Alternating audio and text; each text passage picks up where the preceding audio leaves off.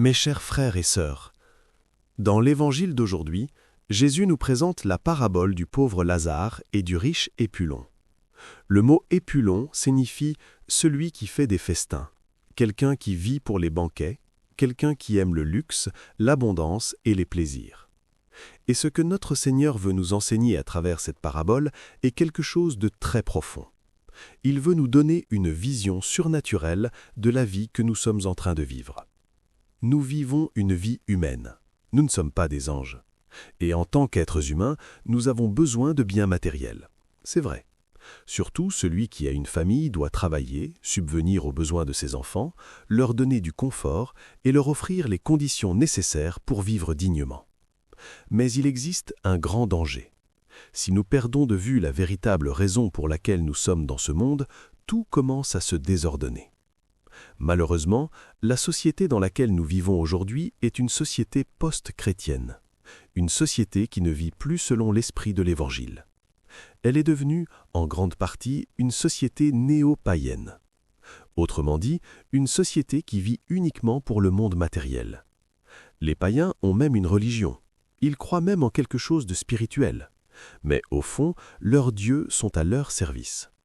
Quand ils prient seulement pour demander des faveurs matérielles, le succès, l'argent, le confort, la prospérité. Tout est orienté seulement vers cette vie, ici et maintenant. Ainsi, la société actuelle vit une sorte de matérialisme superstitieux. Quand elle pense à Dieu, elle pense à un Dieu qui doit garantir son bien-être matériel. Comme si le but de la vie était simplement de festoyer dans ce monde. Mais Jésus, dans la parabole d'aujourd'hui, nous lance une invitation dérangeante. Il veut que nous nous identifions au riche Épulon. Remarquez un détail important. Le pauvre Lazare a un nom, mais le riche n'en a pas. Pourquoi ? Parce que Jésus veut que toi et moi mettions notre nom à cet endroit. C'est nous. C'est nous qui devons nous demander, est-ce que je ne suis pas en train de vivre cette vie comme un grand banquet ? En pensant seulement à moi-même, aux biens matériels, au confort, au succès, comme si le bonheur se trouvait seulement ici ? Et ne suis-je pas en train d'oublier le sein d'Abraham, c'est-à-dire le royaume des cieux ? La parabole existe pour nous rappeler quelque chose d'essentiel. Cette vie est passagère. Ce monde est transitoire.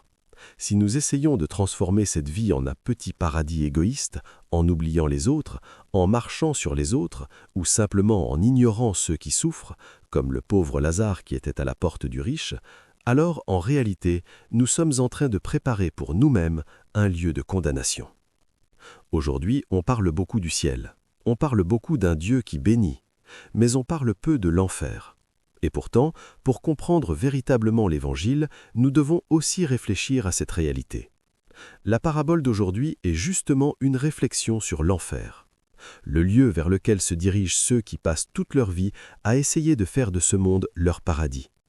Car celui qui veut construire un paradis égoïste dans ce monde finit par créer un enfer pour son frère.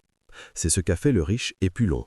Il a voulu vivre heureux ici, seul, entouré de richesses, sans se soucier de la souffrance du pauvre Lazare.